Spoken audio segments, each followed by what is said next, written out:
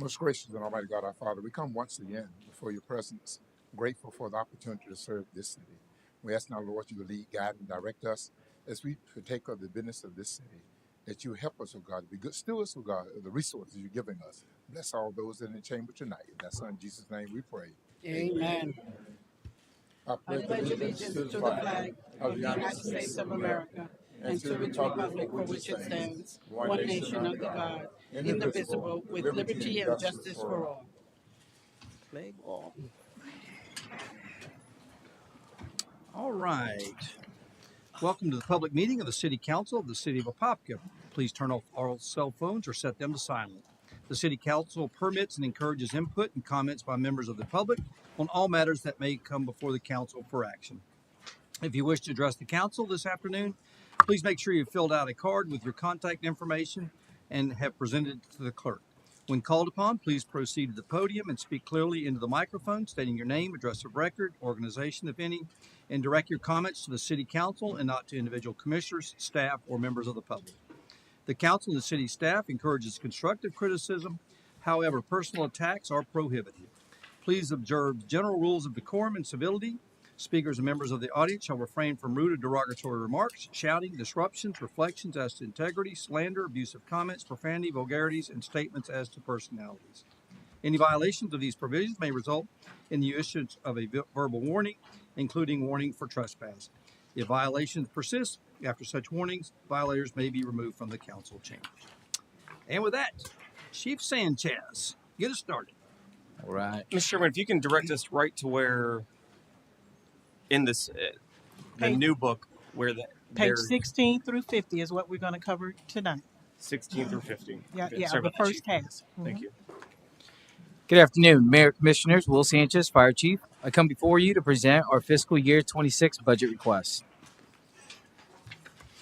I'll start with a department overview. Our professionally trained personnel provide fire protection, emergency medical services, technical rescue, fire prevention and inspections, and community risk reduction to a service area of nearly 66,000 residents in approximately 36 square miles.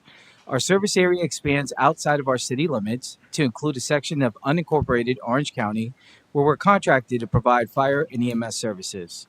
911 responses are provided from 6 fire rescue stations throughout the service area.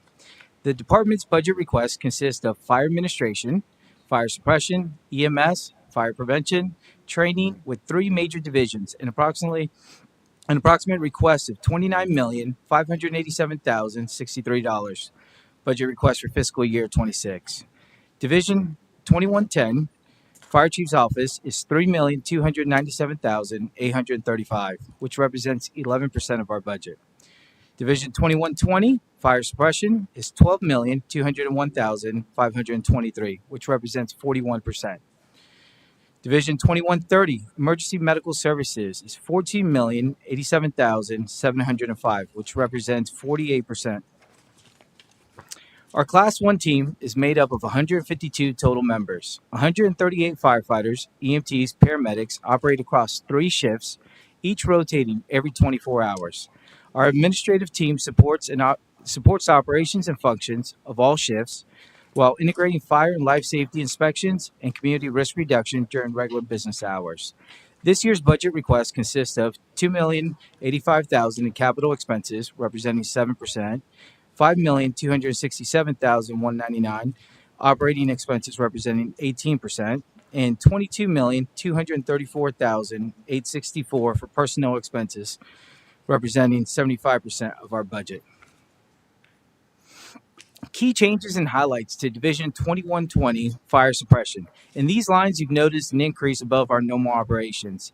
Line 4600, repair and maintenance, we had an increased cost associated with third-party compliance testing. That's certifications of our aerial compressors, pumps, hoses, and ladders. That's something that's required yearly. That was an increase of $45,000. Line 4650, vehicle maintenance. We want to enhance as far as our fleet services so that we can meet all the necessary compliance requirements and temporarily utilize a third-party outsourcing service. This was an increase of $545,000. Line 6400, machinery and equipment. There's an increased cost of replacing the fire trucks and specialized equipment for the new tower truck. That line increased by $627,000. As you all remember, in our push in of engine number 2 at Fire Station 2. That truck we acquired for just under $1 million. A new fire truck in this budget's at $1.4 million. Key changes and highlights to Division 2130 EMS. In these lines, you'll notice an increase above normal on lines 4650, vehicle maintenance. This is something that we want to move forward with as we introduce a new ambulance into our service or any new truck. We want to make sure that we have the funds allocated that we could refurbish our previous existing trucks. Those trucks that were front runs, because of their lifespan, we could utilize them as backup trucks, but we need to get them up to par. We need to make sure that we allocate funds that we could refurbish them, so it doesn't matter if it's a front run truck, a backup truck, they're equal service trucks that are coming to your needs. Line 4950, which is EMS billing, you're going to see an increase as far as to our billing services there for $61,800. And this is a good problem. When we're increasing as far as the need there, it's because we're actually collecting more money in from our EMS billing. Line 5200, EMS operating supplies. There's rising costs in pharmaceuticals. I think anybody that follows the news, you saw yesterday as far as there might be a possible tariffs of 200% on pharmaceuticals. The compounds, where they come from. I'll give you a quick example. Medication that we use for a diabetic, if we can't get an IV, it's a single shot intramuscular injection. We were paying $150 for a single vial, one-time use. Today, we're paying over $250 for that same medication. So we're seeing a substantial increase, and in that line, we went up $112,300.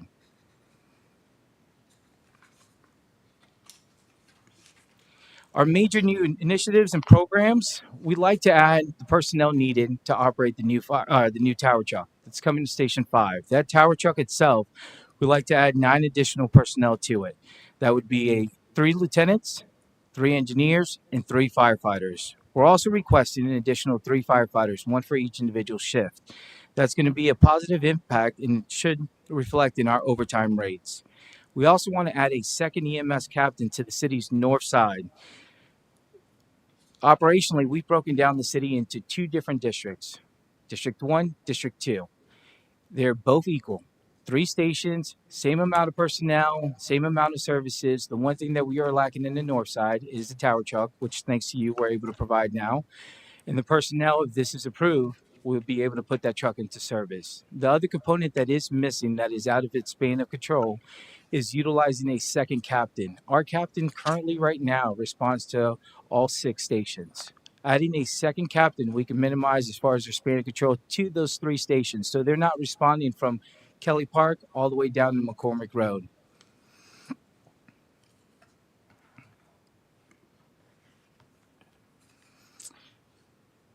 Our budget, you did notice an increase.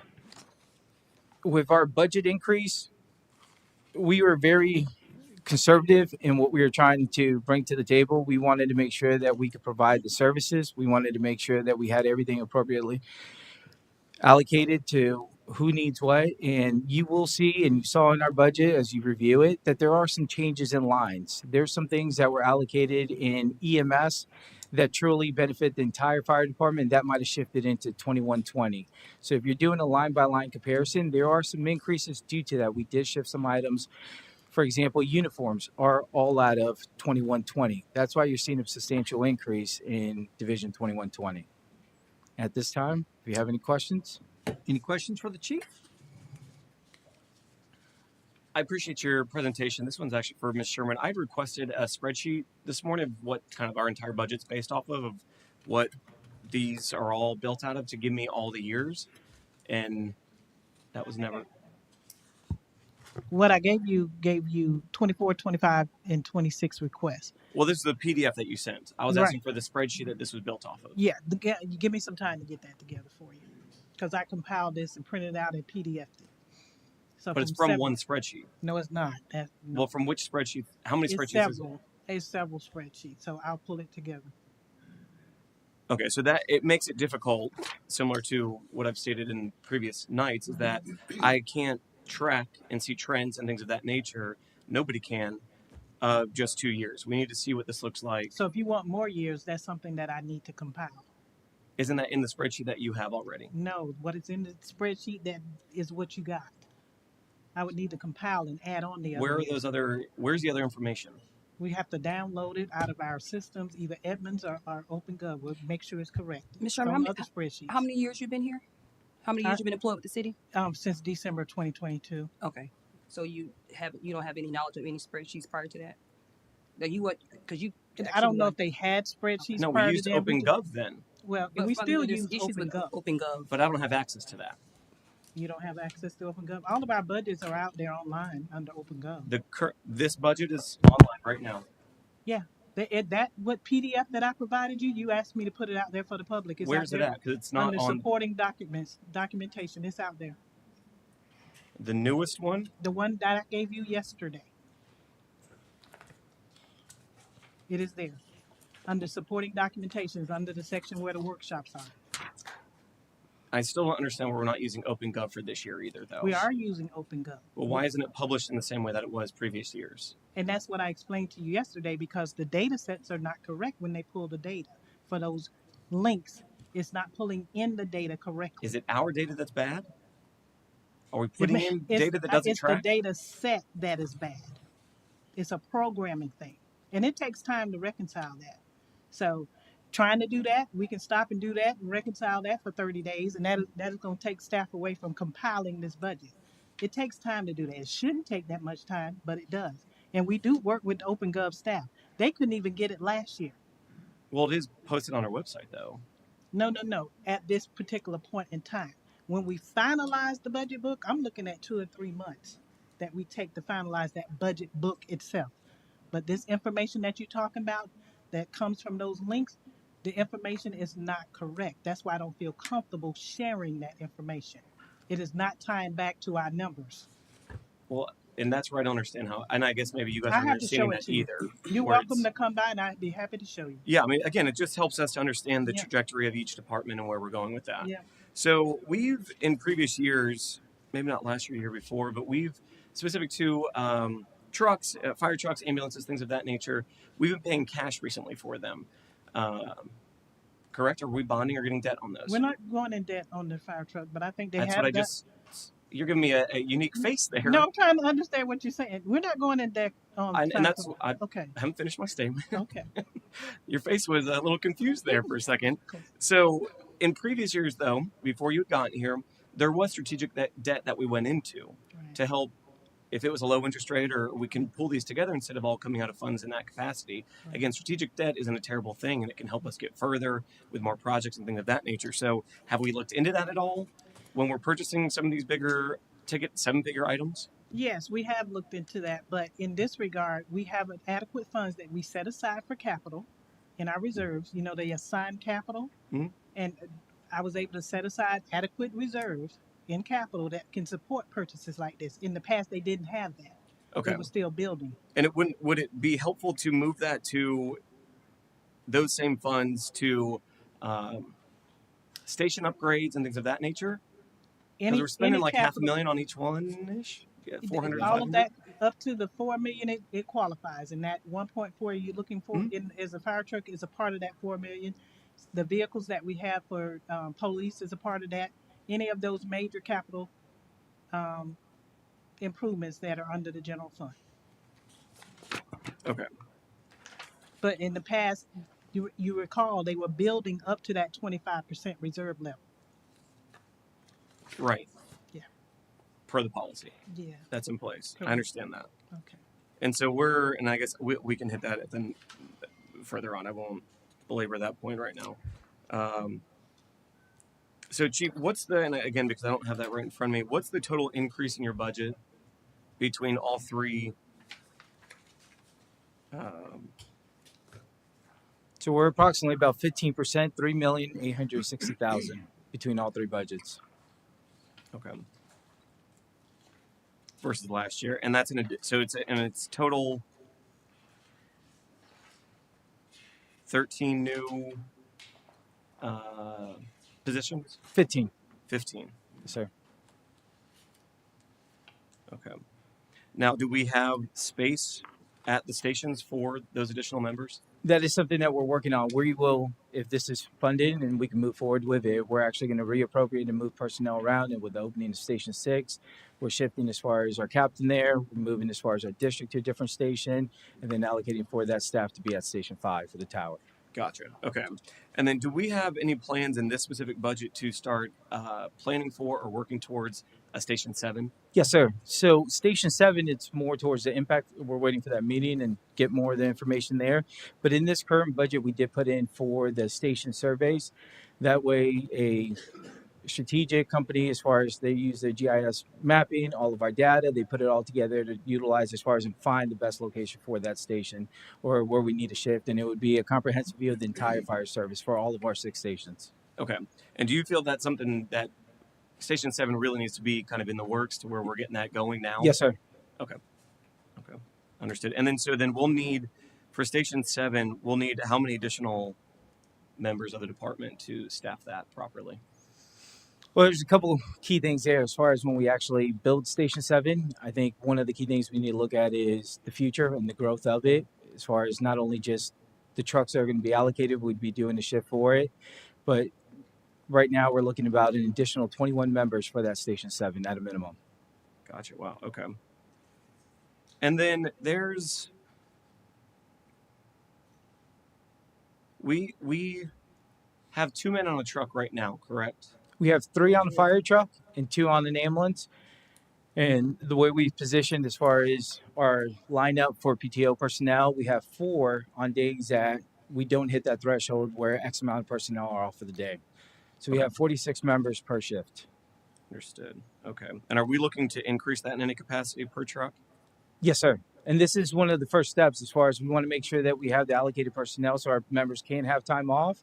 And then with that increase of a PTO person as we continue to grow, this will fill in that 4th person where we can strategically grow into it instead of all at once. Okay. And then and you and I have discussed this in years past and previously, specific to overtime. I'm just trying to get to the page where that's. I just want to make sure I've been asking every department that I want to just see that we are seeing a proper increase and note of that. Would that be in 2110? For overtime, it'll be in 2120 and 2130. And we did see a significant increase this year. I think it's actually proportioned correctly. I know in years past it was budgeted about just under $200,000, and it's been in addition to each individual year. But this year we feel very comfortable with those numbers. Can you point me to, or Mr. Sherman, can you point me to where that's notated? 2130, you said 2120, 2130. Yes. Go to the page. I'll be on 19. Page 19. Yeah, at the bottom of 19. Oh, I see it. Okay. So for Overtime pay, overtime 226. So about $70,000 more. We had a little over $500,000 budgeted in 24. yes, sir. And then there's $1,024,000 in 2130. Let me share the history of the 150, Mayor, if you don't mind. Sure. That was a number that the previous chief was comfortable with because of his plan, and that was discussed with him because of what he was going to do with his new staff or how he was going to handle it. So that's why the 150 is there. Are you able to give me the number? Like what do we actually use?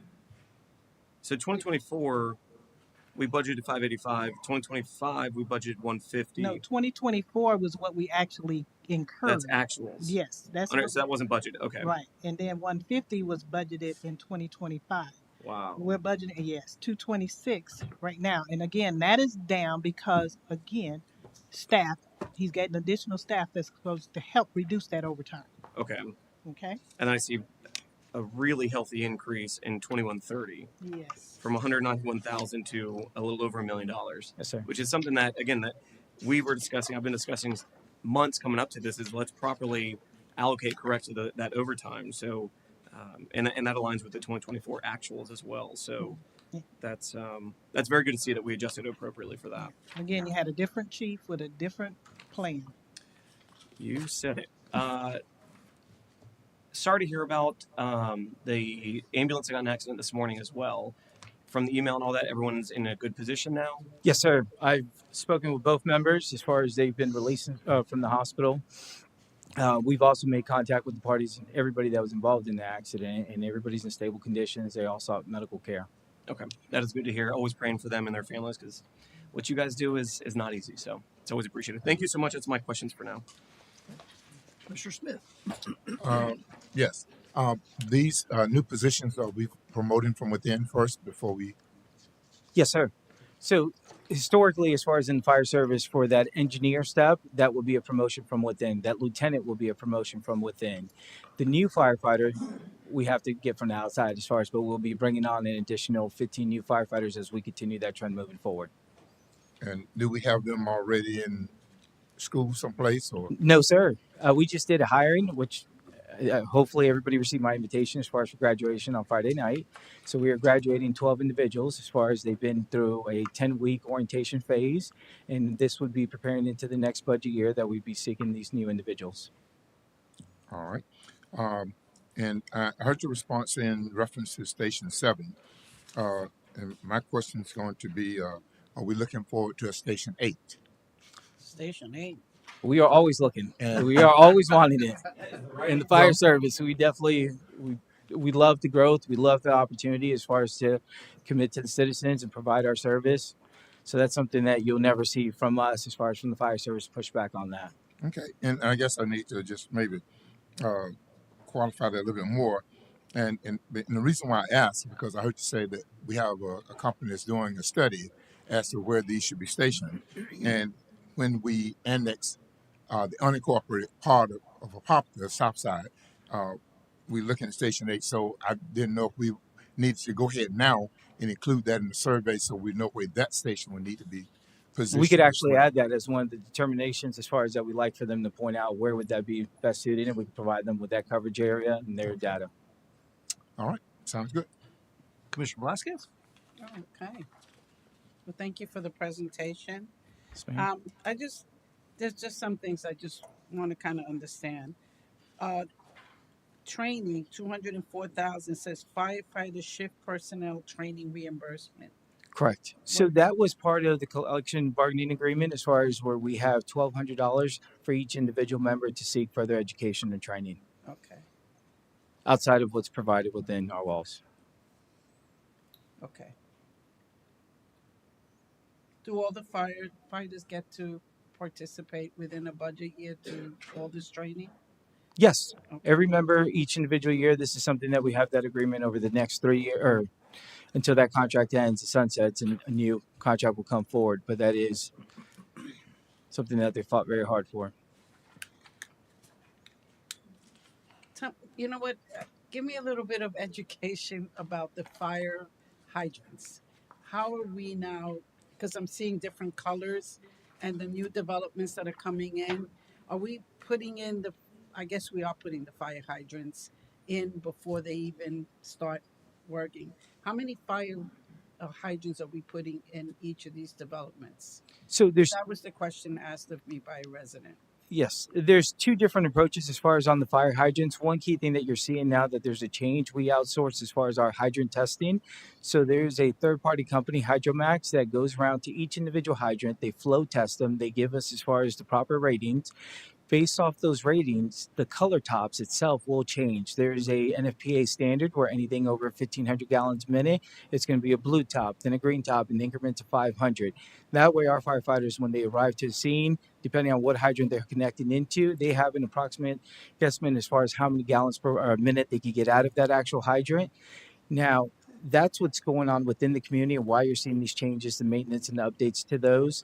Now, there's also the new developments that are putting in their hydrants. Those go through the same standard. They're regulated to the same set. And then we request, depending on what it is, if it's commercial property, if it's residential, every 500 feet that we do have a hydrant. So there's a lot of things and what lines they tap into. They go through that with DRC. Chief Holderfield, our fire marshal, that's something that he's on there at every single job site, just making sure and validating that these are put in correctly. So how many fire hydrants like per um, houses? So if It's you not have going to a be if per you have houses, it's if going to you be have by a development distance. with 250, and or if you have the multi dwellings which are in the thousands, how do you determine how many fire hydrants are kind of put in that community? So each individual building itself, even if it's a townhouse, if it's a residential structure, there's a rate of fire flow. If it's a commercial structure, and then based off the distance to the water line, distance from the previous hydrant is how they're determining as far as how many they're putting in. So you can't just say, hey, we got 100 homes, we're going to have X amount of hydrants going in. It also depends on how far as the nearest hydrant is and where they have to connect to. Are we able to meet that demand? Yes, ma'am. That was something that was that was part of that audit process through ISO, where they validated not only our hydrants, our hydrant flows, where they're positioned. So when with DRC, as we continue to see developments coming in beyond Kelly Park, like North Island Ridge, FE, way out in the north, do we have the sufficient pressure for the water to go out there? That's a collaborative effort between the water department as far as they tell us as far as what they could actually provide. And that is the part of DRC is making sure that all the players at the table are aware of, hey, what development's going in, what are the requirements, what are the needed fire flows for it, and can we actually meet that standard? And with the multi-dwelling apartments, Hmm? our apparatus, when they get, if you have a fire in a high apartment, like let's say, I think we're up to what, 5 floors now that we're building. The most current ones have been What's all the four right? stories. Yeah. What's the highest apartment that we're building? How many floors? Jeremy, got any more than four? 4. No, four. Is it 4? Yes, ma'am. Okay, we haven't gone beyond 4 floors. No, ma'am. So our apparatuses can reach a 4th floor apartment. Correct. And that's the purpose behind that tower truck for that north side. As you're all aware, as far as all those apartments going there, we need to be able to have an apparatus to one of those locations if they're on fire within 9.5 minutes. And there's no way we could get that tower from Station 1 all the way up there to Kelly Park in that amount of time. And I saw the bunker gear replacement for 25 firefighters expired and replacement of damaged gear for all firefighters. What's the time? How long do they last, the gear for each firefighter? They're supposed to be good for 10 years. We are in a pivotal point in the fire service right now. There is a lot of talk. There is a bill that just was signed by the governor, a safety and health bill, and it relates specifically to fire gear. One of the main pushes behind it is that it's PFAS free gear.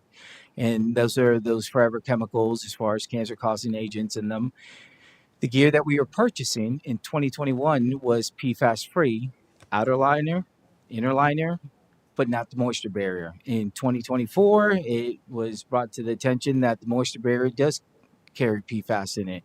And that's something as an industry that we are pushing forward, replacing our aging and existing gear. There's new manufacturers out there that we're actually looking at. We're looking at also just a replacement of that inner moisture barrier. That's something that they're offering to us. But this is something that is at the forefront that we're tackling as a state pretty much right now. But those aging ones, those are every 5 years. We're on a set schedule to replace the gear. And what do we do with the old gear? In the past, we used to utilize that old gear for our explorers. We will no longer be doing that with this initiative and this movement forward with this PFAS-free gear. We're going to decommission all of that old gear beyond utilization or for PR events for the explorers. That's going to go away. Okay, that was interesting. Just to, so that what was this was also 100,000 for vehicles due to obsolete replacement parts. What happens when a part becomes obsolete and you still have the apparatus in service? So that's specific to our brush truck. Our brush truck was a 1990 truck that we can't get any parts for. And at this point, it's time to, the shelf life of that truck has passed and gone, and we should have replaced it years ago, but we're moving forward and we're on a step cycle where we replaced one last year. We're replacing another one this year. I mean, if we can't get parts for it, we can't service it, and we can't keep it in service. That's why we need to pivot and change and put a new truck on there. So do we take it out of service? Yes, ma'am. Unless you can't find a part, you take it out of service. Yeah, if we can't operate that and it's not fully certified to go back into service, it will no longer. That one was actually the replacement for that next truck We just sold one through the actual auction itself. It just went to Yeah, I was going to auction. ask you, does it go to auction right away? Yes, ma'am. Okay. That's pretty much it, going through all of this, and I appreciate everything Yes, that ma'am. you. Commissioner Anderson. Great presentation. Just have a few questions. So, looking at this budget from a services community impact perspective, can you kind of explain how would this budget improve or maintain the current emergency response time? I know with hiring the new, what was it, the So the captain itself, that would increase that where they have that span of control as far as over their members there. They can make sure as far as that they're staying on top of them, their responses. But the biggest thing that you're going to see in the direct impact is that tower truck and the personnel for it. I gave that example earlier. Today, if there's a fire on the north side of town, the only aerial apparatus that we have in service is that tower here at Station 1. So if it has to get to Kelly Park, there's no way it can make it in that appropriate time of 9.5 minutes. We want that to be there faster. We want it to provide its services. So this is a direct impact as far as this increase into this budget and the personnel to provide a higher level of service. okay. And another question: are there any? We're in the budget. I was trying to look. I can't see where there is any type of investments are being made to the prevention and community education. There is. So we've actually, this is something that I think the majority of my staff is very fond of. At one point or another, we've all in the fire service come through public relations, either from being on shift or in the office. And this is something that we want to revamp our programs. We want to make sure that we have further outreach into the community, the kids programs and all that. So there is allocation of funds for 63,000 for public relations in 2120. Okay, and that's just like a community outreach event. Yes, ma'am. Education events. Okay. And it was one more thing. And then, like in the newsletter, we have that's part of your ISO Correct. rating is that we do. So we do an outreach as far as through the newsletter, as far as for those that do read it on our website, social media. But these are going to be boots on the ground at events, having as far as not only in the PR publications that we need out there, but more of the engagements and able to create as far as more of an organized approach of people coming into the fire service, seeing what it's about. It's also a tool for recruitment. Well, you do a good job. You're at almost every community event. Thank you. And you engage. Believe it or not, when you engage with the kids, the parents come over so they Yes. get the education.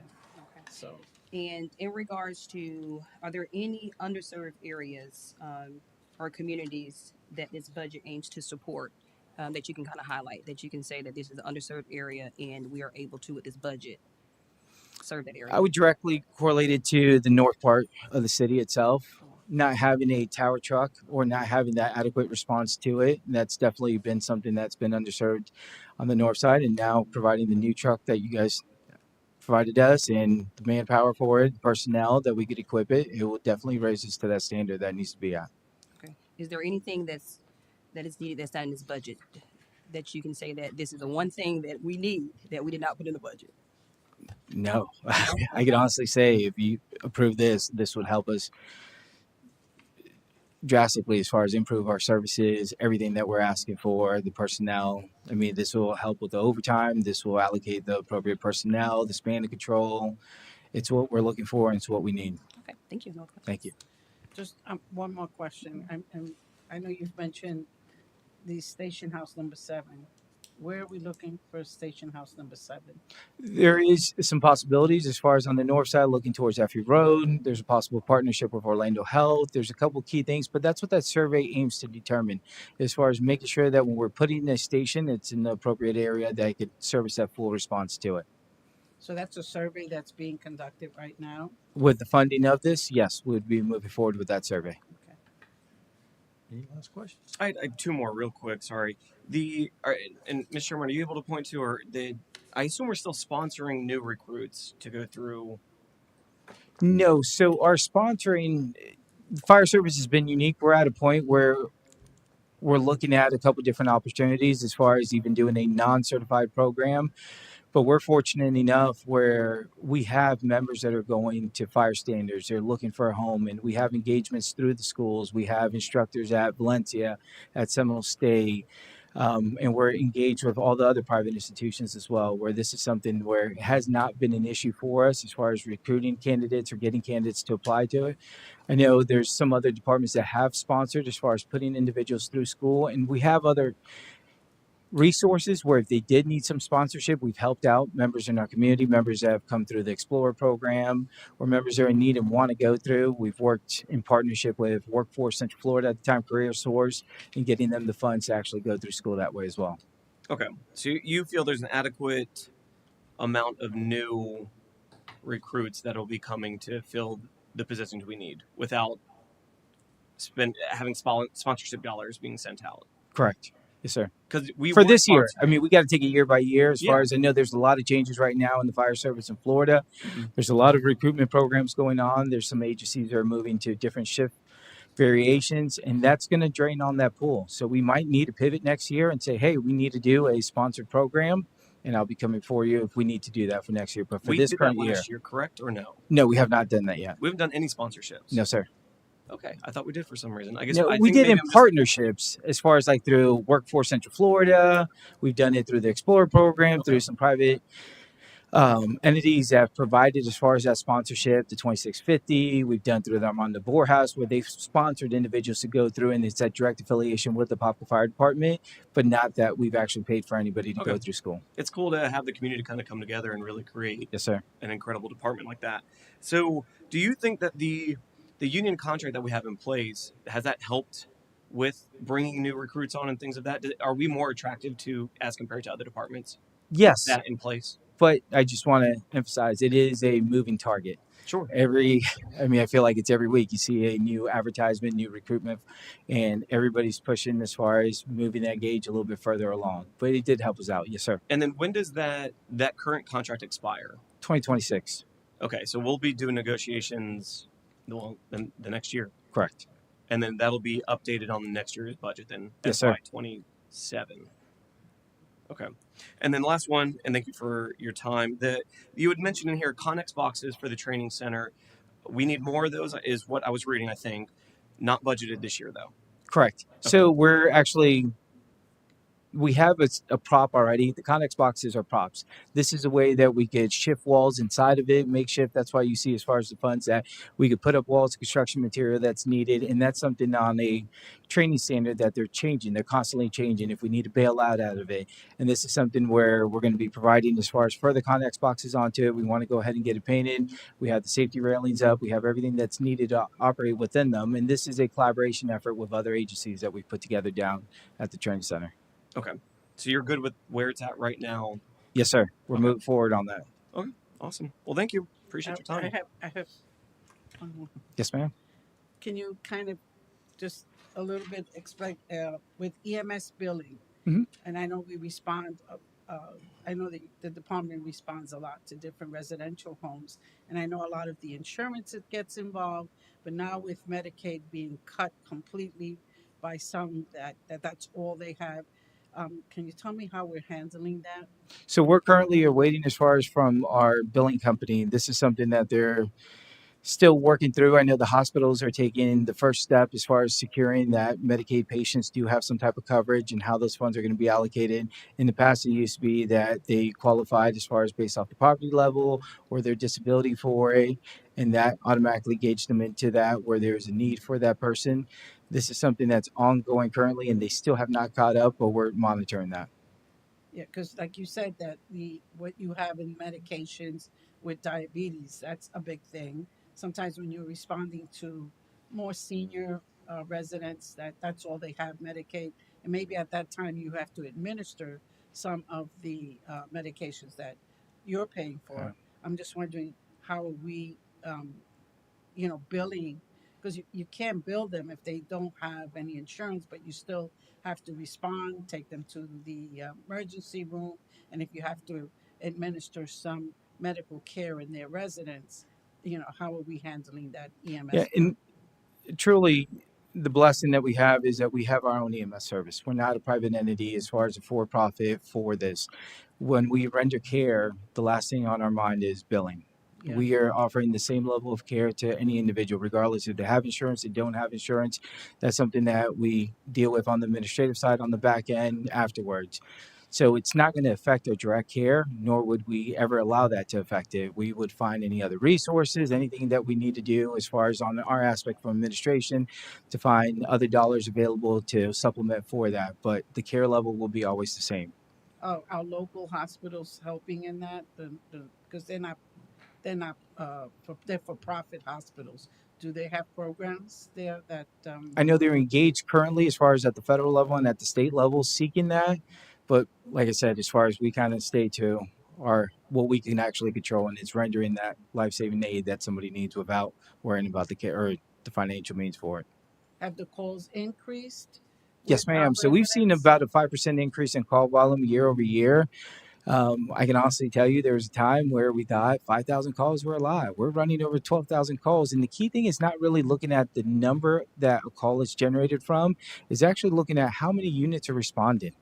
How many times we're turning the wheels at a station. When you actually do that math, we're over 20,000 unit responses a year. So that's an increase as far as in the call volume. That's an increase in the services that are needed and an increase as far as in the personnel out there. Okay, thank you. That I Yes, ma'am. just wanted to touch on that. Last question for Yes, you. sir. If you get this budget that you've presented, are you going to keep the lightning strikes from happening in Apopka? That I cannot control. That is truly an act of God there. Thank you, Chief. Yes, sir. Appreciate it. Thank Next up. Come on up. Yes.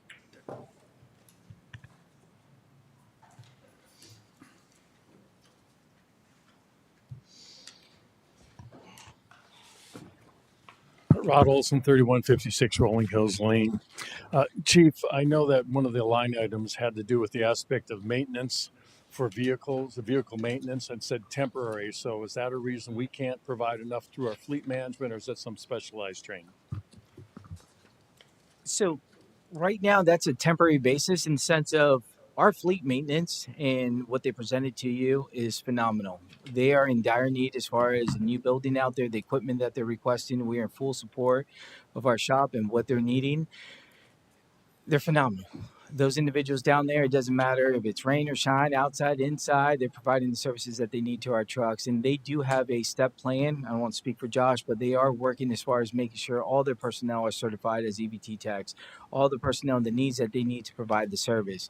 They are going to get there. It's just a matter of how long is that going to take. Some of those processes are time consuming. And while they get there, this is an avenue for us to not delay the needed certifications, recertification of our trucks and the equipment that we need. And this will provide that service for it. It's a different avenue. Okay, thank you, sir. Yes, sir.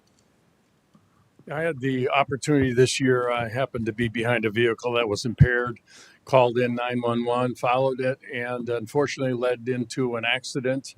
I was first in the scene. I rendered first aid initially, but to see the teamwork, your people, and how that firefighter got in the back seat of that little sedan to help stabilize that person was amazing. And the coordination, obviously, with the police department as well was amazing to see. And I know that you and the police department have more dots and I's that cross than anyone else. But I have to ask this question because I've asked every other department head. Does this budget represent everything that you need and your department staff needs in the way of people, supplies, materials, equipment to allow your staff to be successful in meeting the needs of the citizens of Apopka? Yes, sir. Thank you. And is every piece of equipment in your department in a preventive maintenance plan? Yes, sir. And is the plan followed, adhered to? Yes, sir. And do you personally spot check for compliance? Yes, sir. Thank you very much. Anybody else? Jeff Tyre, Apopka, Florida. I'm always up here.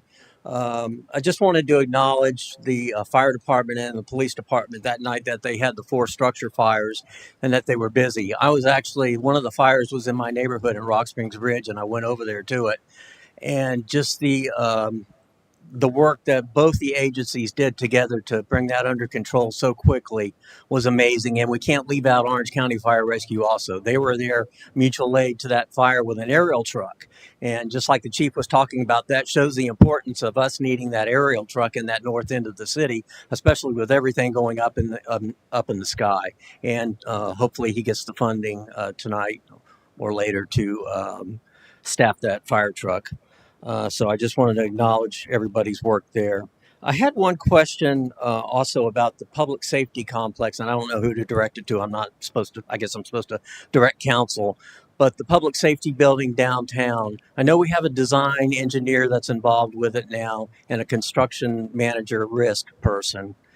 Um, as far as that goes, I understand that's going to go out for a bond. Is that going to be a bonding issue to pay for this facility, being that it's 120 million and north of that?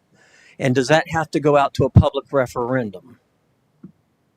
It does not have to go out to public referendum. So there's no chance that the public could turn it down and then we would have to go to plan B, whatever that would be, to fund that building. No referendum. So no referendum for the bond. Okay.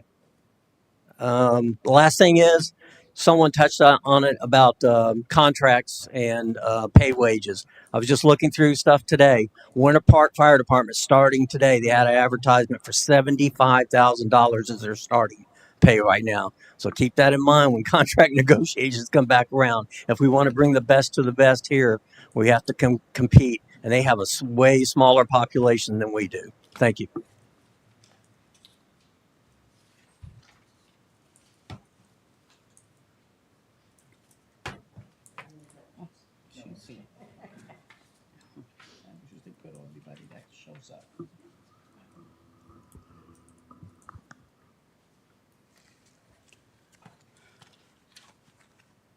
I want to say that the fire department has done a marvelous job this year, and I want to congratulate them for them.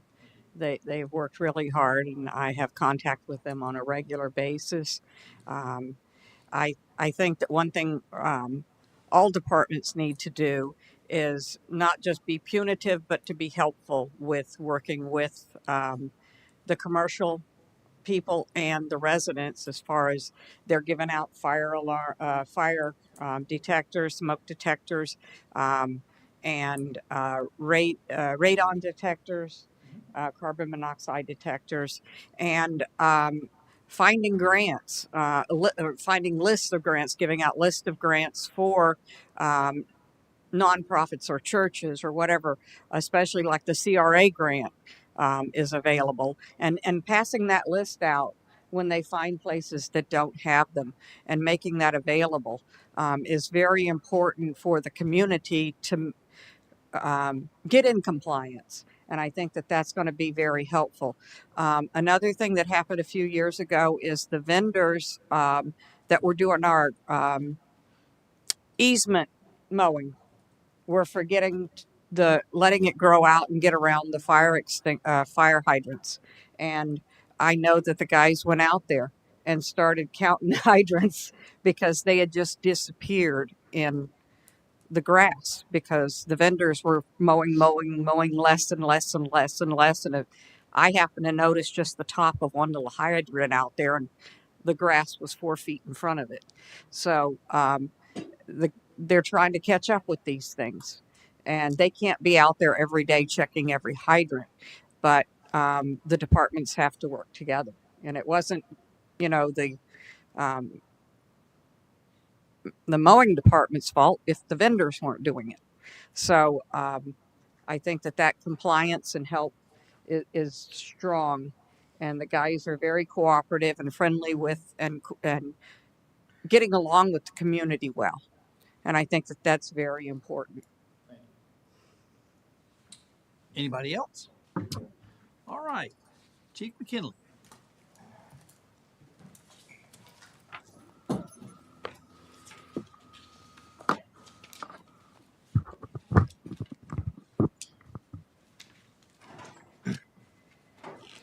Glad to see we saved the best for the last. Wow. I'm going to try to rush through this so I can be done by 8 o'clock so you can vote on the millage rate. Good evening, Mayor, Commissioners, City Administrator, Mr. Williams. As with previous budget cycles, the Apopka Police Department has approached this year's planning process with a focus on how to best serve our community while remaining physically responsible. We continue to explore and implement technology that enhances our services and strengthens our community policing efforts. Our goal remains to build meaningful partnerships within the community while delivering effective and efficient law enforcement services. This year, we've taken steps to restructure certain positions to increase operational efficiency, align with future needs, and support our succession planning efforts. The budget we've submitted reflects the organizational changes we've made and is guided by the performance metrics we use to monitor our effectiveness. We believe this proposal supports our ability to maintain our current level of service while preparing for the demands of the future. During this presentation, we will highlight our accomplishments, address ongoing challenges, and share our priorities and concerns as we plan ahead. Please feel free to stop me at any point if you have questions. I'll be happy to address them as we go along. When looking at an overview of the department, we must start by considering the role of public safety in our community. It is essential to remember that public safety involves more than just law enforcement. It encompasses the well-being and security of all members of our community. As the city continues to rapidly grow, ensuring the safety of our community remains a top priority.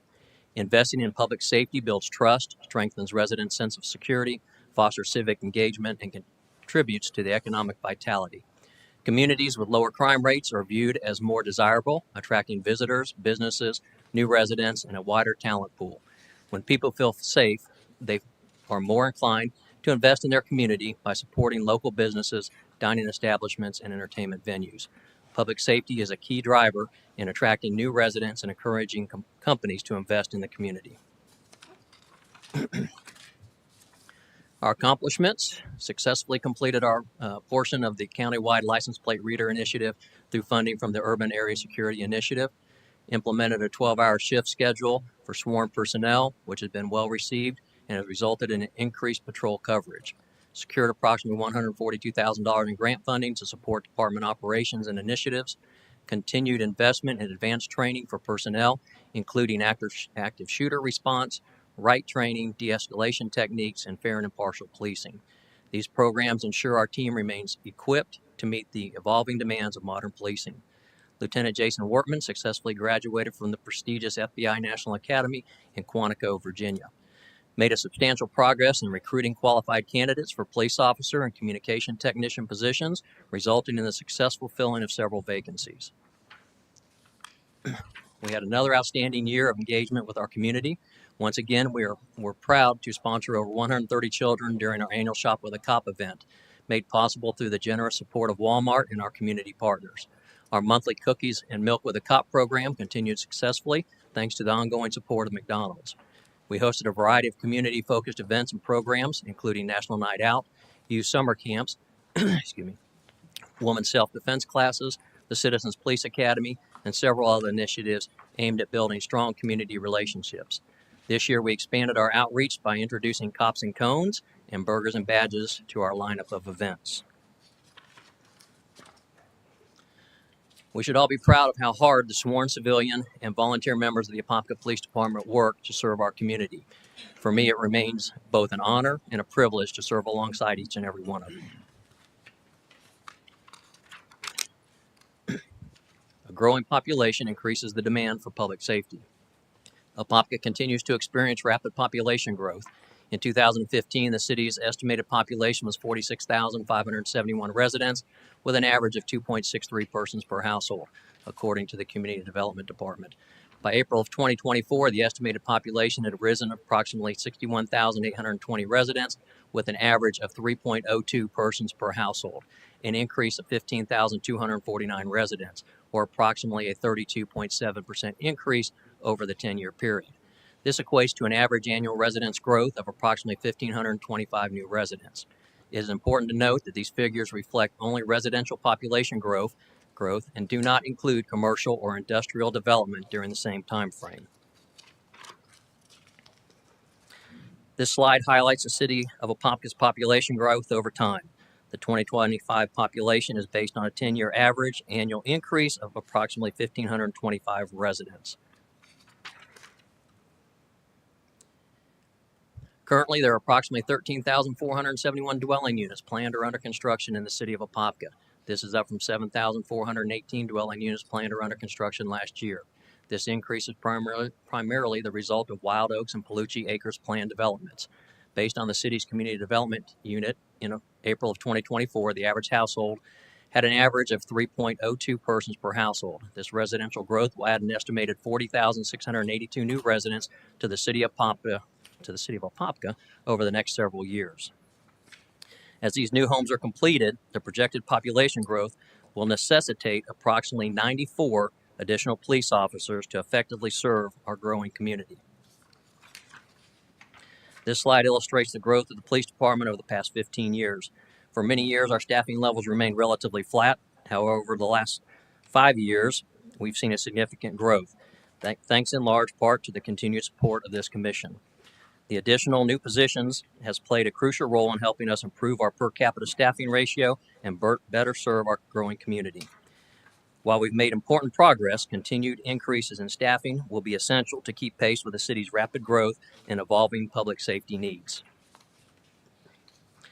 As illustrated in this slide, our current staffing level equates to 2.23 officers per 1,000 residents, based on authorized positions and current population estimates without any additional personnel. In the coming year, we are requesting 6 new sworn positions. With their addition, our per capita ratio would increase to 2.32 officers per 1,000 residents. For comparison, the average per capita among surrounding agencies is approximately 2.31 officers per 1,000 residents. The 2023 statewide average for Florida police departments, according to the Florida Department of Law Enforcement, was approximately 2.52 officers per 1,000 residents. While we remain below the state average, we have now reached the local average. We believe this level of staffing will allow us to maintain a high standard of service and continue meeting the needs of our growing community.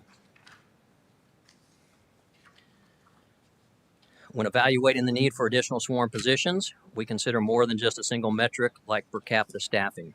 It's equally important to assess the geographic area the department is responsible for and the level of coverage required to provide effective public services.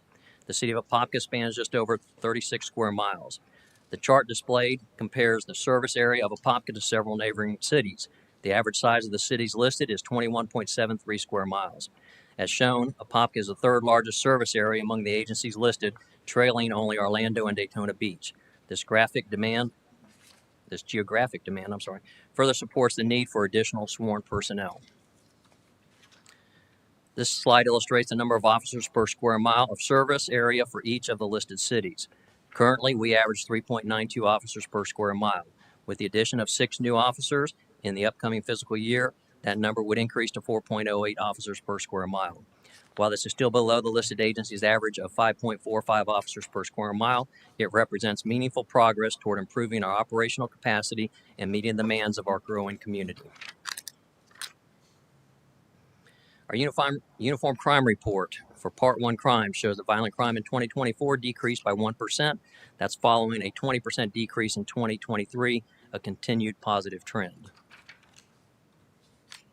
Nonviolent crime, primarily consisting of property-related offenses, decreased by 12% in 2024. Overall, Part 1 crimes, which include both violent and nonviolent offenses, declined by 10.7% in 2024. As of the date of this presentation, we are pleased to report that the overall crime is down 24% year-to-date in 2025, continuing a strong downward trend. In 2024, calls for service decreased by 9%, reflecting the trend consistent with overall reduction in crime. The next sections of our presentation will cover a review of our previous budgets, sworn personnel salaries, personnel request, equipment request, and capital improvements. This slide outlines the police department's proposed FY 25-26 budget, including the percentage allocated for each division. As in previous years, the largest share of our operating budget, 56%, is allocated to field services, which includes our patrol operations. Support services, which includes criminal investigations and strategic investigations, amounts for the second largest share at 15%. By division, the FY 25-26 over FY 24-25 changes in operating costs are as follows. The Chief's office is down 23.5%. Field services is up 5.9%. Support services is down 10.7%. Administrative services is up 36.6%. And communications is down 15%. For FY 25-26, total operating costs are projected to increase by $180,000 compared to FY 24-25. Overall, personnel costs represent 82% of the total budget, with operating expenses at 12% and capital outlay at 6%. As in prior years, salary adjustments remain the primary driver of budget growth, reflecting the need to remain competitive in the regional market. Additional adjustments effective October 1st are included to align with our area compensation trends. As noted in last year's presentation, maintaining competitive law enforcement salaries continues to be a significant challenge. This slide clearly shows that our staffing wages have fallen out of market, and the gap may widen as other agencies prepare to implement salary adjustments. The salaries listed for the Orange County Sheriff's Office reflect proposals made during currently under union negotiation. Based on the past trends, we anticipate the Orlando Police Department will follow suit with these salaries. Additionally, the Sanford Police Department recently increased its starting salary, now surpassing that of the Apopka Police Department. As a result, these changes, Apopka PD has dropped from 3rd to 7th in starting pay among the agencies shown. Looking ahead, the Orange County Sheriff's Office plans to implement further increases with projected starting salaries reaching over $68,000 in FY27 and over $69,000 in FY28, an increase of approximately $1,000 each of those years. Given these developments, it will be essential for us to review and adjust our salary structure over the next 3 years to remain competitive and continue attracting and retaining personnel needed to serve our growing community. This year, we requested, and it is included in our proposed budget, a 5% across-the-board wage increase to remain competitive with surrounding agencies. With this adjustment, the Apopka Police Department will move back up to 3rd place in starting salary among the listed agencies. That's for now. Why is it important to remain competitive? In the coming years, we must continue to recruit and retain qualified officers to meet the needs of our rapidly growing community. We currently have a very young agency. 49% of our officers have less than 5 years of experience.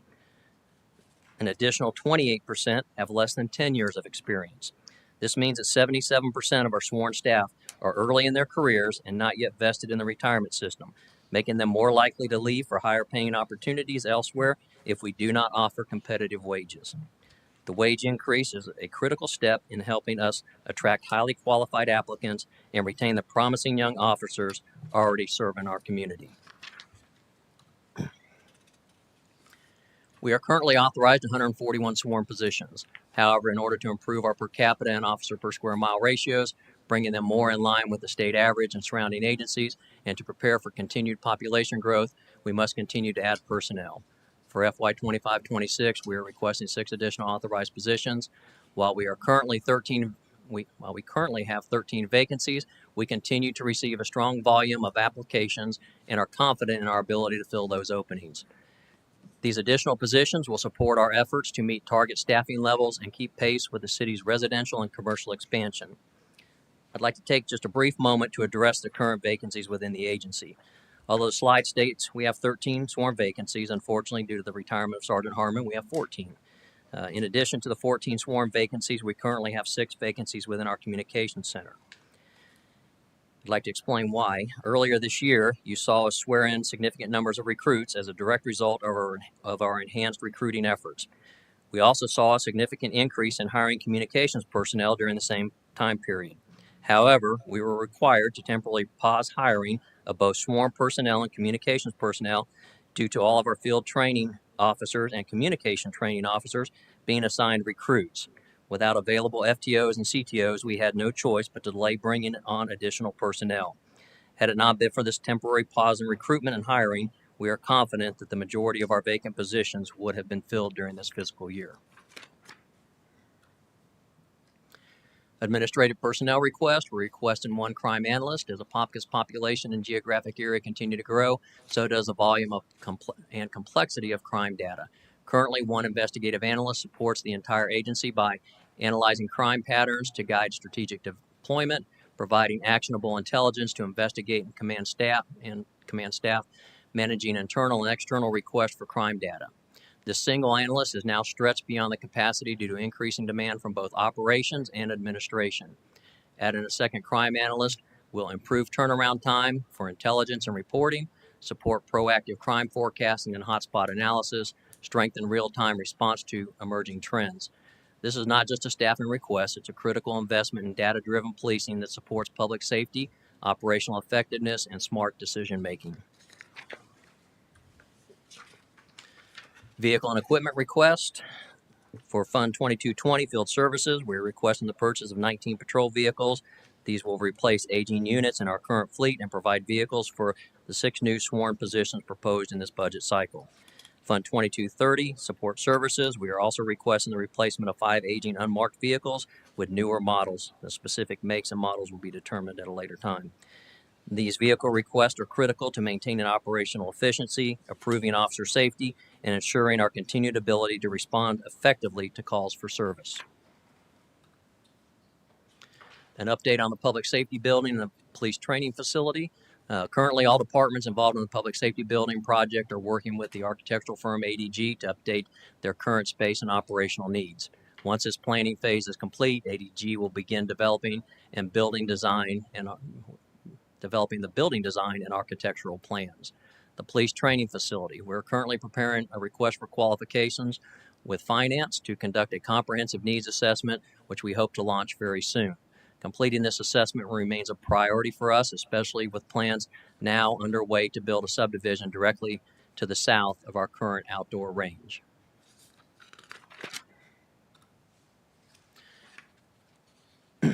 This presentation has outlined the budget requests made by the Apopka Police Department for FY 25-26.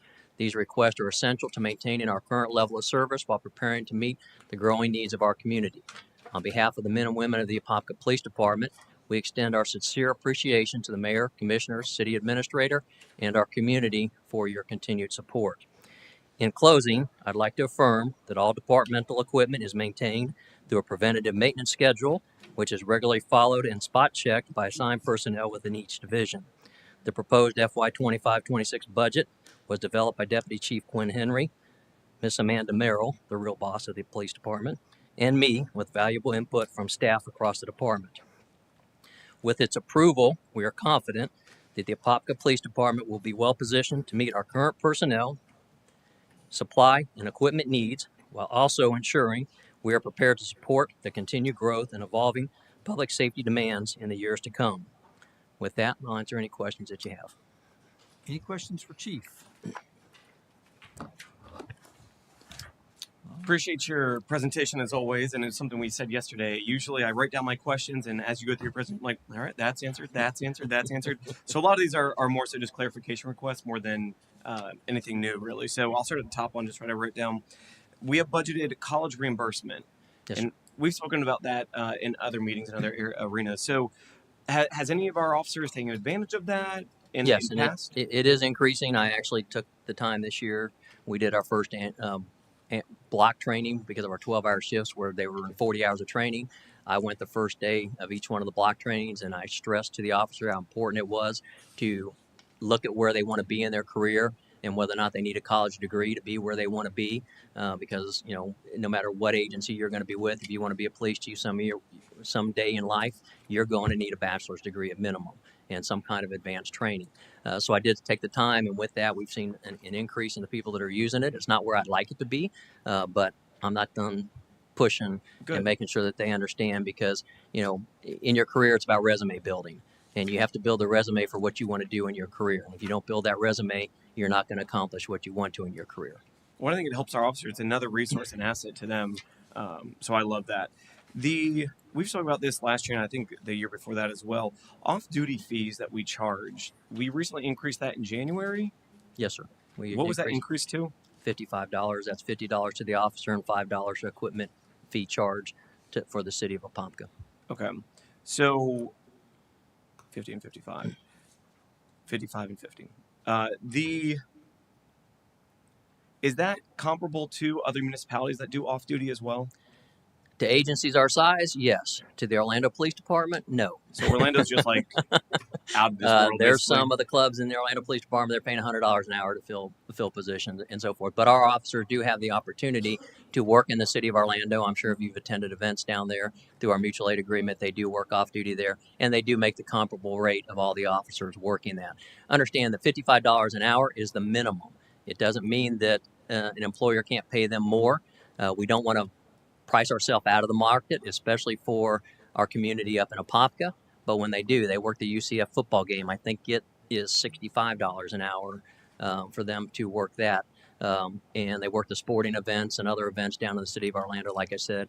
But we do ensure that they are paid the same matching rate as the officers working that same event with them. Understood. Okay. And then we're switching. Is it the entire department that is switching from 45 caliber to 9mm? Yeah, our firearms platform's 10 years old. We're starting to see some wear and tear in some of the older guns. Ballistically, a 9, and I don't want to get too far into handgun education here, but 9mm now performs ballistically the same as a 45. Based on improvements to the 9mm. We're going to go to the 9mm platform based on a committee that was formed of officers, varying officers of size. The 9mm platform is more easily and readily handled by someone with small hands, for example, myself.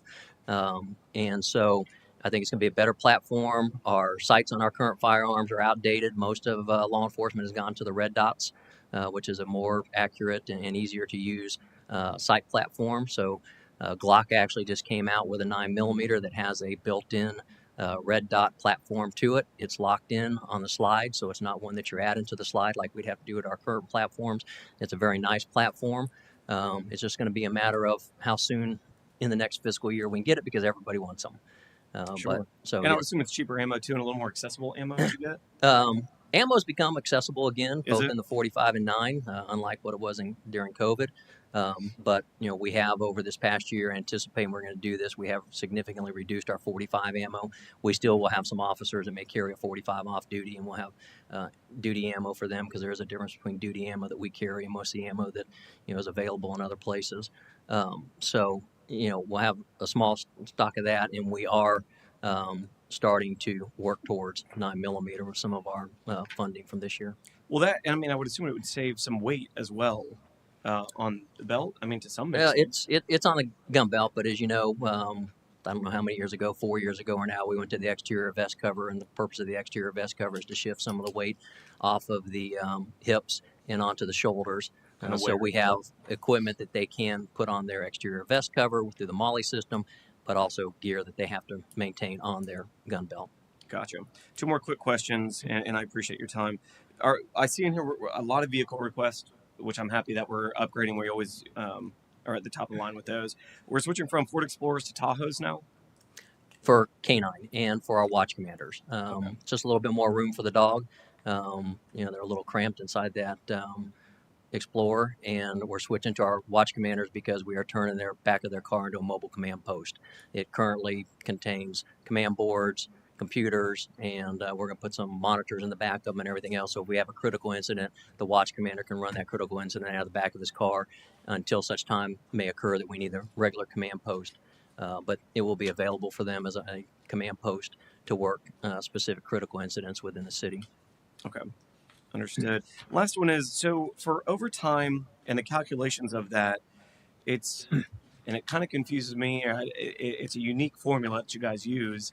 And I feel like fire department used to use this possibly, but just switched over to a different scheduling of how overtime is calculated. I didn't cover it, but through discussions with the mayor and Ms. Sherman, we are switching to the 86-hour rule also, instead of the 28-day, 22-day, 20. I've been here 10 years and I don't understand it either. So, it'll match what fire departments do. It will match what the fire department does. We currently work an 84-hour schedule because we're in 12-hour shifts. Everybody is. So it only leaves 2 hours to take into consideration before they hit time and a half. But our time and a half will go after 86 hours during a 2-week pay period, just like the fire department is doing. And with regards, I know you've asked several questions about overtime. We did assess our last 5 averages of overtime and came up with a number, presented that to finance, and our overtime has increased over what that 5-year average was in every one of our divisions. Excellent. And we're probably budgeting for that. And I would assume switching to this 86-hour also, I would save some man hours to calculating what overtime is. I would assume it's a little clunky to do that overall. Again, it's all about how you set it up in the system. So again, and it'll calculate overtime at the appropriate time. It's all in the payroll system. You have to set it up. It's a customization, but we already have it because we're doing for the fire department. We'll just apply it to this personnel. Right. So just streamline. It helps it build efficiencies, and then I think it will help to benefit the officers as well when they're doing overtime too. So perfect. Well, those are my questions. Thank you so much. Thank you, Mr. Smith. All right, Chief.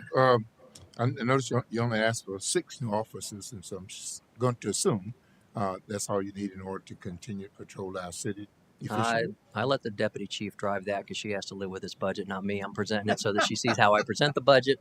But we are both in agreement that 6 officers. I said in my presentation, hang on because it's coming. When you're talking 94 officers, obviously we want to be physically responsible. We feel that 6 puts us in a position to serve this community at a little bit higher level than what we is and prepare us for the growth that's coming over the next year.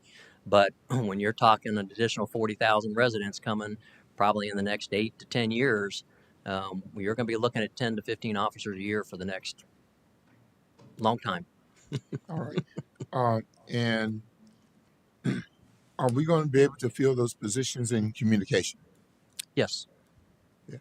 Yeah, we have, I'm 100% confident we would probably be full right now if I didn't have to stop hiring because we took a position and created a full-time recruiter who does nothing but the paperwork to free up the lieutenant that was doing the recruiting. He does a lot of administrative work now, but he also does all the recruiting events around the state that he travels to.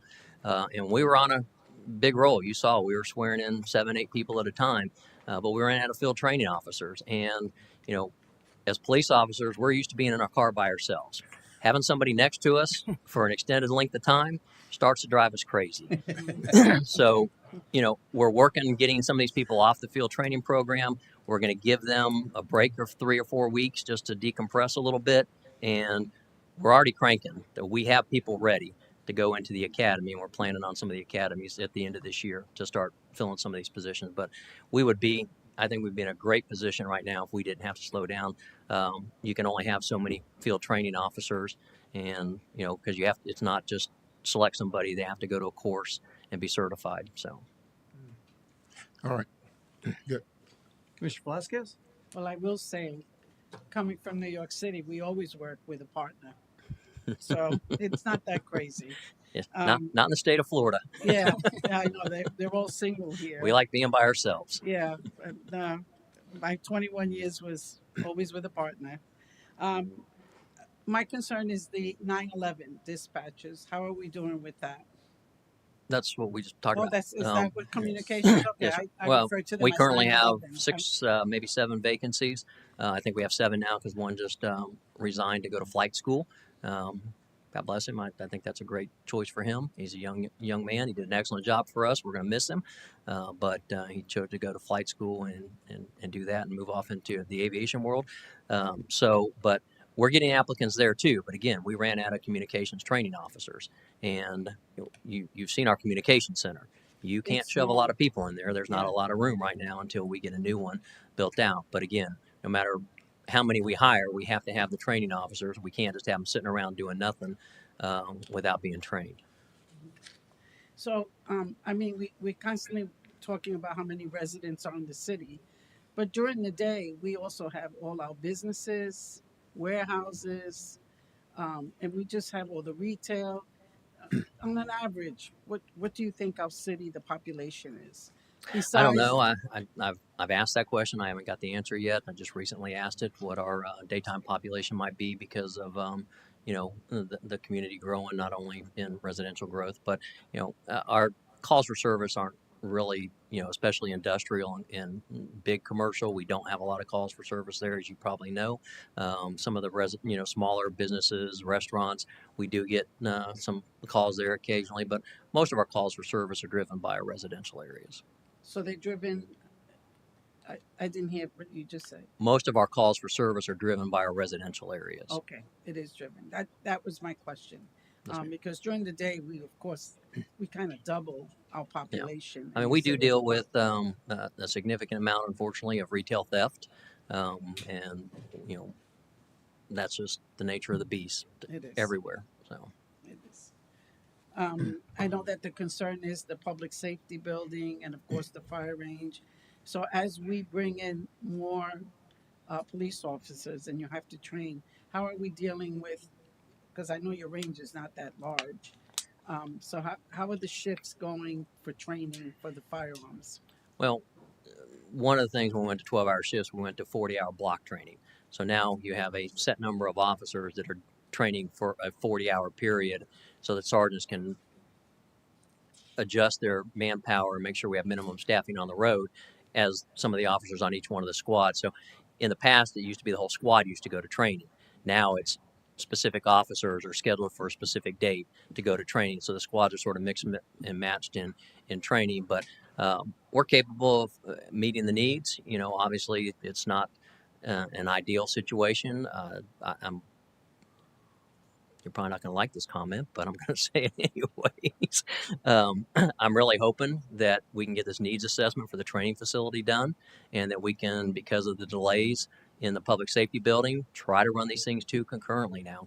If we're going to have to bond them both anyways, because that training center is becoming extremely important when you have this new development going to the east and now a new development going to the south of it. And again, it's just the complaints that are going to be generated from the noise. I know the developers on both of those developments have agreed to let the homeowners know that they're building next to a range, but if that's on page 265 of the contract or where it's at, I have no earthly idea. What's the rotating for qualification for each police officer? Like I used to have to go every 6 months. By state statute and FDLE guidelines, it's every 2 years. We qualify every year, but within that year, we also do specialized training that our range staff, our training staff puts together, where they go out and they shoot specific, not necessarily the state mandated courses. We also have our own in-house mandated course, and then they also have the opportunity and schedule to go out and do shooting in between that. Do they get unit training where you kind of sit before they go out on patrol, where you kind of highlight where there's some the crime patterns that are going on in the city? Yeah, everybody, I'll put my crime analyst up against anybody in the state of Florida and probably the United States. She is absolutely fantastic. She presents us with an intelligence document every Monday, no later than Tuesday morning, of where our crime trends and patterns are occurring, who's been arrested, who might be looked at for a particular crime based on the pattern of the crime that's occurring in a certain area. So we're not out there driving aimlessly. We're using Holly's data to do directed patrol in the areas that we know crime is currently occurring. That's why we've requested a second one. You're more than welcome to come see. Holly's built her own little live crime center. She has her own little kingdom and her own little office there. It's absolutely amazing what she does with all the cameras and data that she can bring up. She did an excellent job monitoring the protest we had a month ago or whenever it was over the immigration issues. She was in her office on that Saturday and monitoring everything, monitoring social media, keeping us fully aware of what was going on or any threats or things that she saw from social media or trends or patterns or people in the crowd or whatever. What we want to do is take that and apply that crime analyst to our evening shift. She works during the day right now. Obviously, she can only work so much. So with this second analyst, we want to get them trained, and hopefully, if I could just get them 3/4 as sharp as Holly is, we'll be in great shape. But I'm sure Holly will get them up to the same abilities that she has, and then we will put them on and make sure that evening shift has some of the capabilities of a live crime center, which is what we're going to build in the new building, is a live crime center. And that will give evening shift the ability to have that intelligence information right then as something's occurring. Holly has a radio. She comes on the radio if she sees something. If we have a crime that occurred and it hits off of one of our license plate readers, she's on the radio letting us know where that car is. How's the license plate reader? Yes. Is that has been a good tool for the police department? It's been an absolutely wonderful tool. I can't tell. She gives me a running count. I don't remember what it is of crimes we're solving, but we're solving numerous crimes every week from those. Stolen cars that go through the license plate reader give us an opportunity to know where they're at. Matter of fact, we just located a car yesterday that was involved in a shooting in South Apopka based on the license plate readers and tracking it. It's the license plate readers are not just in Apopka. They're a culmination of the UASI region, which is Orange County, Seminole County, Osceola County, Brevard, and Lake County. So it's done a tremendous job. It's assisted with law enforcement officers who've been shot. We've located vehicles with them coming into South Apopka a couple years ago. So it's a great tool that is a great benefit for our community. That's it for me. And basically, what you're presenting is everything you feel. I'm gonna ask. It's everything that you that I you answered needed that to so hear. he didn't have to come up Yeah, here he and did ask it me. Verbatim. I didn't want him to have to wear himself out tonight, so I made sure I answered all of his questions Okay. in my last statement. Well, thank you very much. Thank you for Thank you. providing some of the information. Commissioner Anderson. Just two quick questions, Chief. So, in regards to community outreach, I see here there's $18,000 that's in the budget for community police outreach program. Is there any type of measurable impact that this will actually have on, like, building public trust in with with your agency and Well, some it of does the all of our programs, programs? our Shop with a Cop. Our Shop with a Cop So actually this is is part of fun. the $18,000 for shop with the cop. Well, we're a little unique. Mhm. That's why we don't ask for the dollar amount necessarily at the fire department. And I'm not saying that in a negative manner. I love our brothers.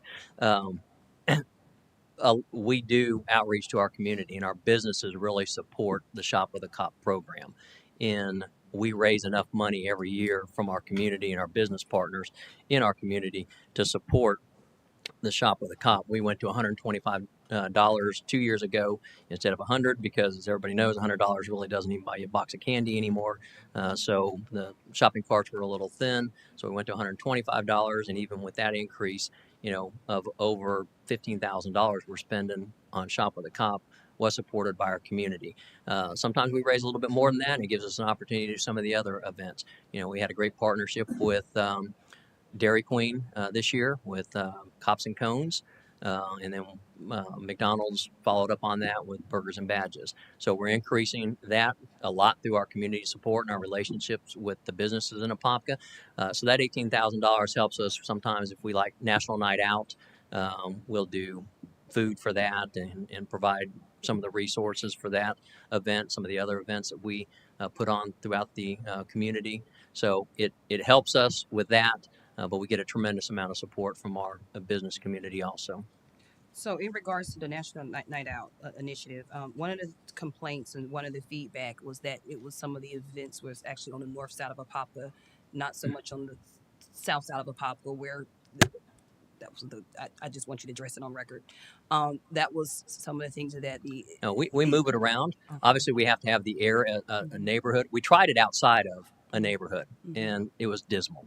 Unfortunately, we would really like to move it to Kitland Nelson Park and have everybody in Apopka show up and have a great night. But once people get home, the trend seems to be you want to stay home.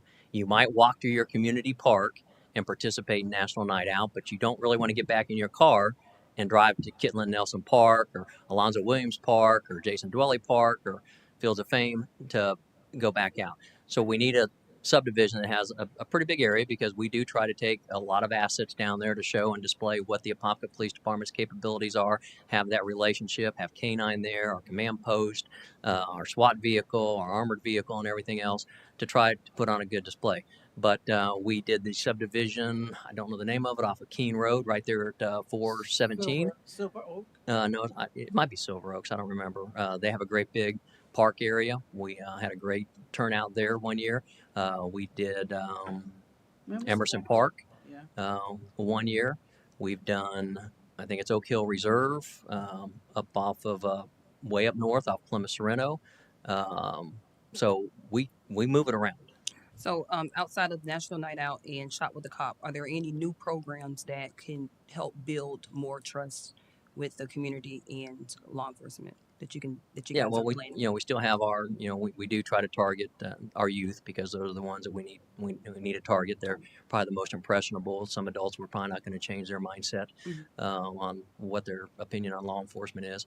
So again, our Cops and Cones, it was fantastic, a great success, a good turnout. It's my understanding Burgers and Badges was well attended. I was on vacation at the time, so I did not get to attend the first one, unfortunately. But we are always expanding. Sergeant Creaser looking for different things to do all the time. We're very fortunate in our businesses. Dairy Queen is the one that reached out to us and said, "Hey, we'd like to do something. Give the kids a ice cream cone to come to Dairy Queen. We'll give it to them for free and meet our local police department." And then Mark or somebody came up with the Cops and Cones idea. So we're always looking for things to do and trying to make sure that we are interacting with our community. Didn't we do something by your church? Because I remember showing up to your church Yes, and and we that's had, I was going to say that we have yeah, national night out at our church, I and remember that. I our stopped that. Apopka Police Department is always there. They Right. bring stickers to I was give, there that that's night. right. interact with the I was kids and that I was there. nature, Even the Mm-hmm. and backpack. Yep. with the backpack giveaway and doing our food distribution. Right. We've had officers that have come and assisted us in giving out food during our food distribution. So Yeah, they're Because and I for they're very really National want Night to Out, go we to the do park have for that. communities that will Oh reach no, I've out been to there. us and want us to participate. And we may not take the whole big event there, but we will send officers to their event to make sure that we have some kind of interaction with them at their request. So, it may not be the full blown event, but if they want us to be there, we're going to do everything we can to get somebody there to be part of their event and engage in the community. We understand how important community relations is, and making sure that we are engaged in our community. When Sergeant Wiggins took over community policing, and now it's continuing through Sergeant Creaser, our community policing over the last 5 years has gone up over 350% in events that we do. Okay. So, I just have two quick follow-up questions. The 5% increase, is that just for base pay, or is that across the board? Everybody's getting a 5% shift. We requested, and as far as I know, it's been put in the budget for across the board, and we requested across the board because we don't want to create compression issues, and we want to keep those that have been here a year or two, up to 7 years, on board. So we ran that across the board for everybody, just because of compression issues and ensuring that we were able to retain those that we've already trained, already sent to the academy. Yep. And we don't want to lose those. Those are the most vulnerable ones, especially at the 2-year mark. If you're not, feel like you're being compensated appropriately, the Orlando Police Department or the Orange County Sheriff's Office raising their salaries might start looking a lot attractive. Absolutely. Okay, I just wanted to make sure it was across the board, not just for starting pay.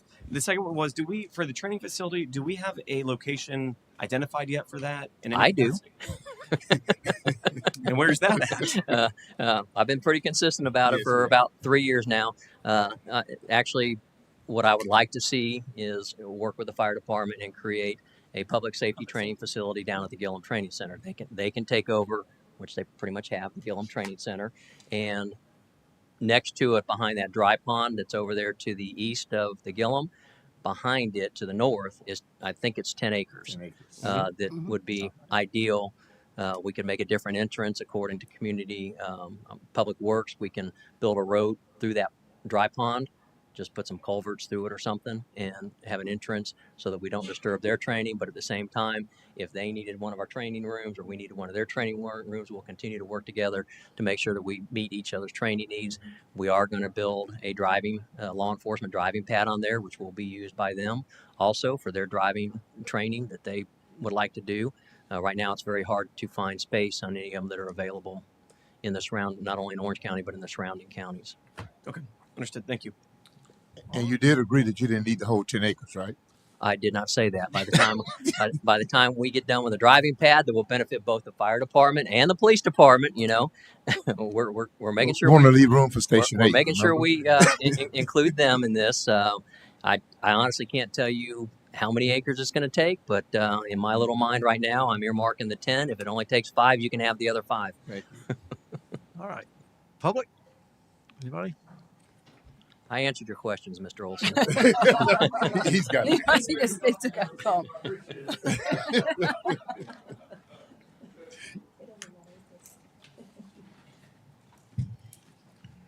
And I know we've had the discussions before, but when I look at the square miles, I'm still concerned with the number of officers we have. And when I rough calculations, I thought maybe 2 to 4 more would help bring us up to that square mileage number. And that was one comment. Comment And I trust you. No, comment or I'm just it's a comment. I would think that No, you, I think that you have to look at. We don't want to look at 1 or 2 factors here. I demonstrated that right now crime is going down. Our calls for service are going down. So that's one of the factors we look at in where do we need to go. But we also have to look at, what our per capita is and how we're serving our community. I've said this for 10 years. My goal from the time I got here to the time I leave on October 31st has been to maintain the same level of service to this community that we were providing back then. And I think we've been able to do that over the last 10 years. I think we've improved our service to the community, our community policing to the community, and these 6 officers will help us continue in that growth.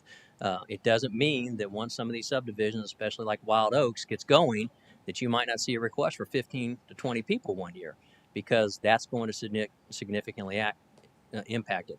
But based on the numbers that I'm seeing and the growth I'm seeing, that's why I looked at the last 10 years of growth at 1,525 on average. You add that, and this puts us in the ratio where we need to be. Thanks, Chief. And the other thing is, you mentioned the aspect of with officers in order to advance education. Do we have adequate funds in education to support officers that want to get that bachelor's degree, that want to get the master's degrees? Yeah, that's what Commissioner Nesta was asking about. I think we're budgeted $28,000, if I'm not mistaken. Each officer can get $1,200 a year. Is it going to pay for your college degree in 4 years? No, it's not. But when you're working, you have kids, it's hard to go to college full time. So a lot of them are part time, and it does at least help offset some of that cost. But per our policy right now, they're entitled to up to $1,200 a year per officer. As things continue to increase, we may have to look at whether or not we up that to $1,500 and increase that budget line in the future. But for right now, because they're not taking full advantage of it, I don't think I can come up here and ask for more money at this time. Thank you, Chief. My other question I already got, but a couple other things with regard to that accident I was talking about, seeing the work of the fire department. I got boxed in because of all the vehicles that came in, so I was there for a better part of 2 hours to see how the officer handled the situation. They did get the perpetrator that was involved with the accident, and to see the teamwork and working together was awesome. Related to Commissioner Anderson, the aspect of the cops and cones was outstanding. I was at that event. The number of people, the positive feedback was awesome. Also, through the Citizens Police Academy, we're in the process of providing balls and other instruments for the police vehicles so they can have in there, they can toss a football around, that type of thing, to further engage. And I'd like to point out, too, with both the police and fire department, that in my career, 47 years, I was worried about coming home twice. And one had to do with an aircraft issue, the other had to do with a vehicle issue. Police officers and fire officers, when they say goodbye to their loved ones, that they might not be coming back home. So please keep that in mind in your budgeting. Thank you. Oops, I'm sorry. He brings up a good point, though, and I want to bring it up as Dr. Olmsted comes forward. We have 84 volunteers as a result of our Civilian Police Academy and our Civilian Police Academy Alumni Association. So, the dollar amount of work that they do for us in the city is unmatched by anywhere I've seen. But to have access to 84 volunteers to help us with some of our events and other things that we need is just tremendous. So I wanted to give a shout out to them.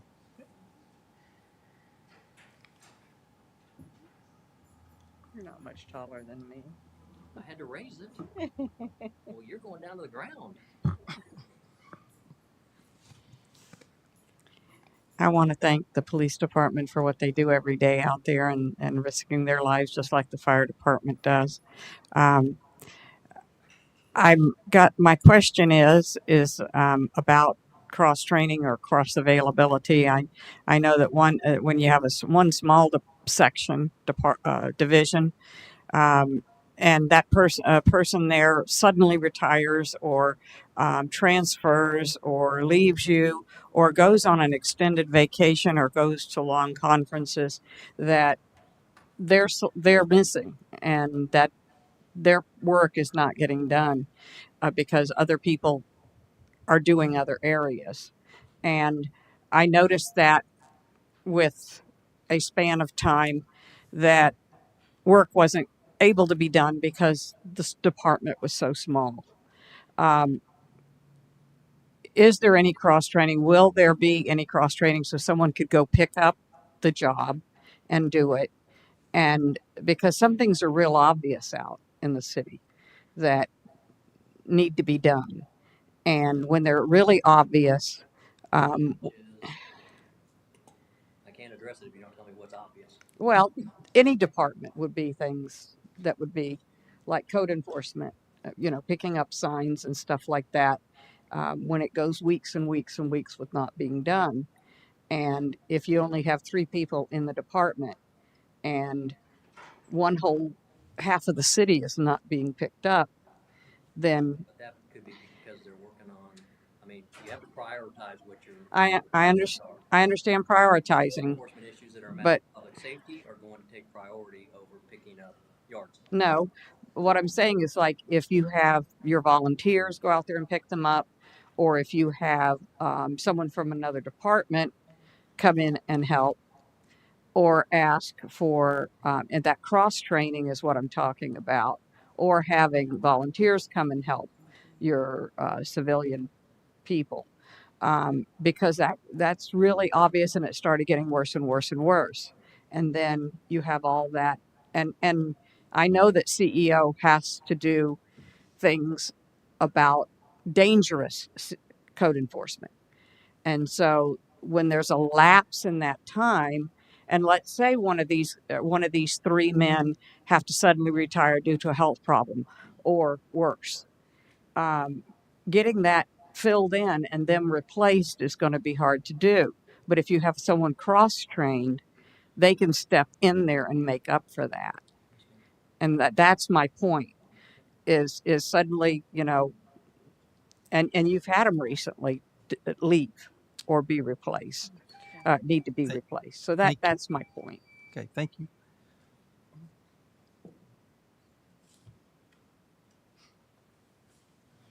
Yeah, I'm not cutting you loose yet, Chief. I think right now with this public safety bond that we're talking about for the building, I think like the chief was saying, it's time to expand it into that training facility. And with the growth of the population of the city, both these divisions are growing rapidly. And it's not only going to be police, but fire also. So I think it's an opportunity right now to move quickly on that public safety bond and include everything in it and get ahead of the game. Thanks. Thank you. Anybody else from the public? All right, we will Thank close you. Well, this. let me ask No, Chief. no, I was. The city administrator told me I needed to be done. No, I'm just kidding. Go ahead. My question was, and I meant to ask earlier, do we still have a person in the department that when there's a call in reference to mental health that's there to assist the officers in those situations? Two things. First off, I'm proud to say that every one of our officers, it's mandatory. It's been mandated for 4 or 5 years now. Goes to crisis intervention training, which teaches them through Aspire Health how to deal with people experiencing a mental health crisis. It also provides them with the resources within our communities that they can help with the families to do that. We are in discussions with the Orange County Sheriff's Office to provide them with an officer to be part of their behavioral health unit that they have created at the Orange County Sheriff's Office. That will provide us with an officer that's trained that can work with a Devereaux employee to respond and follow up on some of our reoccurring mental health issues that we have with families and other things to make sure that we can try to provide them with the resources that we have. But, to me, the most important thing is every one of our officers, when they come off their field training program, is sent to crisis intervention training, which helps them know how to identify and deal with people in crisis. All right, thank you. We'll be back at 7 o'clock to do the trim notice. So see you back.